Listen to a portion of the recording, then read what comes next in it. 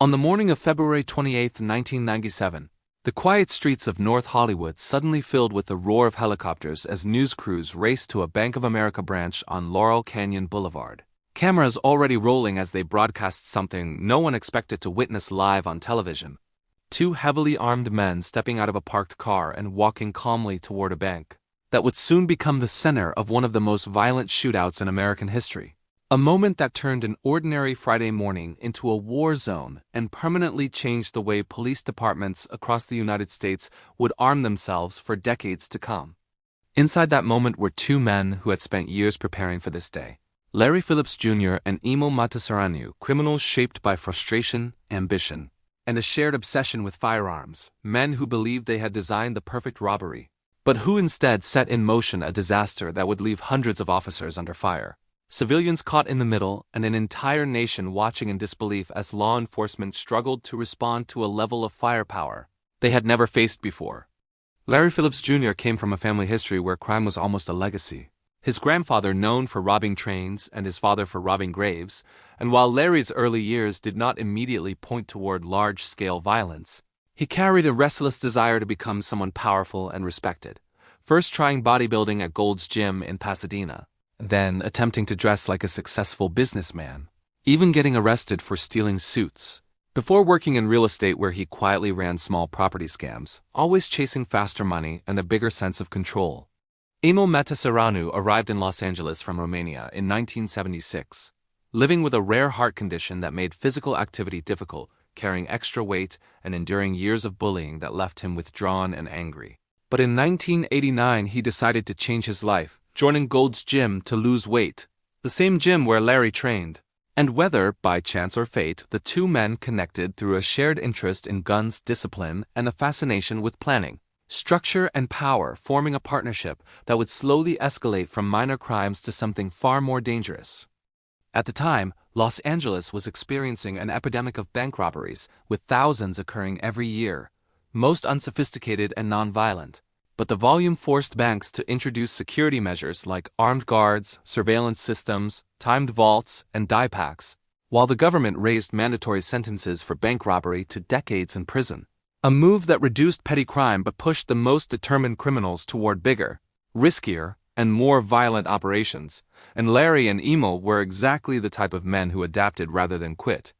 Investigators later believe the pair practiced through smaller robberies. Convenience stores, couriers, and small businesses, gaining experience, testing tactics, learning timing, and building confidence. Until in 1993, they successfully ambushed an armored car and escaped with tens of thousands of dollars, proving to themselves they were capable of much more. But 3 months later, a routine traffic stop changed everything when police found rifles, handguns, thousands of rounds of ammunition, body armor, fake plates, and bomb-making materials in their car, leading to short prison sentences and confiscation of their weapons. For most criminals, that arrest would have ended the story, but for Larry and Emil, it became motivation. And once released, they returned with greater determination, illegally acquiring more weapons, improving their tactics, and escalating their crimes, eventually killing a security guard during an armored vehicle robbery, and later striking 2 Bank of America branches with military-style precision, walking away with large sums and building the confidence to plan what they believed would be their ultimate operation. By 1997, they had selected their target, the largest Bank of America branch in North Hollywood, chosen for its proximity to a highway, a busy shopping mall full of potential hostages, and a quiet residential neighborhood that could provide escape routes. And they spent months preparing, collecting thousands of rounds of ammunition, fully automatic rifles, and heavy body armor made of Kevlar and steel plates. While most LAPD officers at the time carried only 9mm pistols and light protective vests that stood no real chance against rifle fire. Their plan was simple on paper: enter the bank, control civilians, force tellers to access the vault, load the cash, and escape within 8 minutes, expecting to leave with $750,000. But plans built on precision often collapse under reality, and on that morning everything that could go wrong did exactly that. Beginning with a passing patrol car that may or may not have noticed them as they approached the entrance. At 9:16 a.m., Larry and Emil walked into the bank after taking barbiturates to steady their nerves, immediately taking hostages and firing into the ceiling to establish control. While Emil attempted to access the vault, only to discover it was divided into individual locked compartments, and that the cash delivery schedule had been randomized, forcing them into a slower, less profitable robbery. And within minutes, Larry stepped outside to check for police, only to spot officers already assembling across the street. By the time Emo filled his bag with a fraction of the money they expected, surrounded unknowingly by die packs, dozens of LAPD officers had taken defensive positions outside. And when Larry exited the bank raising an AK-style rifle, the first shots rang out across Laurel Canyon Boulevard, launching a gunfight that would last nearly an hour and be broadcast live across the world.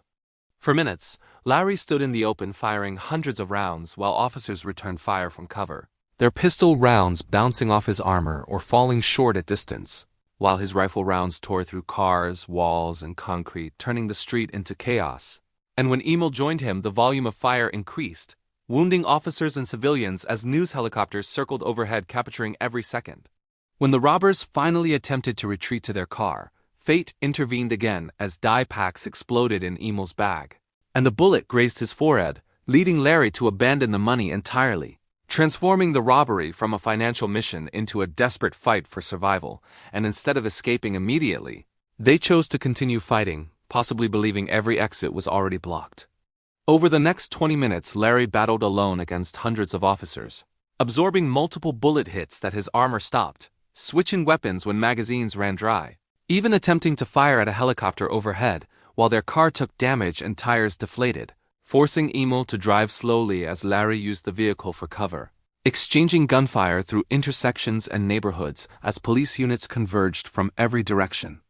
Mechanical failures now became as deadly as the bullets, with Larry's illegally modified rifle jamming repeatedly, his larger battle rifle struck by a bullet that bent the magazine well, and his body taking hits in the few unprotected gaps of his armor, until he was bleeding, exhausted, and trapped between a semi-truck, a fence, and advancing officers still firing back with shaking hands and a failing weapon. Eventually, Larry crawled under a truck seeking cover, emerging moments later with a handgun, firing one-handed before being hit again, dropping the weapon and collapsing as officers closed in, his long fight finally over, while across the neighborhood Emil searched for a new vehicle, attempting carjackings, firing through windshields, and finally finding a pickup truck only to discover the keys removed, forcing him to improvise as SWAT teams arrived. Pinned behind vehicles, Emil continued firing, his armor absorbing hit after hit until officers found an angle on his unprotected legs, striking him repeatedly, forcing him to the ground, still attempting to fight until his weapon fell from his hands, after which he raised them in surrender, though officers behind cover continued firing briefly, leaving him gravely wounded and bleeding in the street. Believing there could be another gunman still loose, police delayed medical treatment, and Emil remained on the road for nearly an hour, barbiturates in his system thinning his blood, eventually bleeding to death before help arrived, as the neighborhood remained locked down until late that night when authorities confirmed the threat was over. When the shooting stopped, the scale of the event became clear. More than 300 LAPD and SWAT officers had responded. Over 2,000 rounds had been fired, dozens of officers and civilians wounded, and 2 heavily armored criminals had held an entire police force at bay for 44 minutes, a scenario unimaginable to most viewers watching it unfold live on television. In the aftermath, investigators uncovered weapon stockpiles, armor, ammunition, and bomb-making equipment, and the nation watched footage of officers borrowing rifles from local gun stores mid-gunfight, revealing a harsh truth that American police forces were dangerously under-equipped for modern threats, sparking rapid reforms in equipment, training, body armor, and rifle deployment across departments nationwide. The North Hollywood shootout became a turning point, accelerating the adoption of patrol rifles, improved ballistic protection, and tactical response protocols, reshaping law enforcement for the next generation, a single event born from 2 men's ambition, obsession, and planning that changed policing across an entire country in less than an hour of chaos. History remembers that morning as a warning written in gunfire and live broadcast images, a reminder of how quickly a routine day can turn into catastrophe, and how institutions are often forced to evolve only after being pushed to the brink by moments they never expected to face. If this story made you rethink how preparation, planning, and escalation can spiral into unimaginable consequences, share your thoughts below and join the discussion on what this event changed and what it still teaches us today.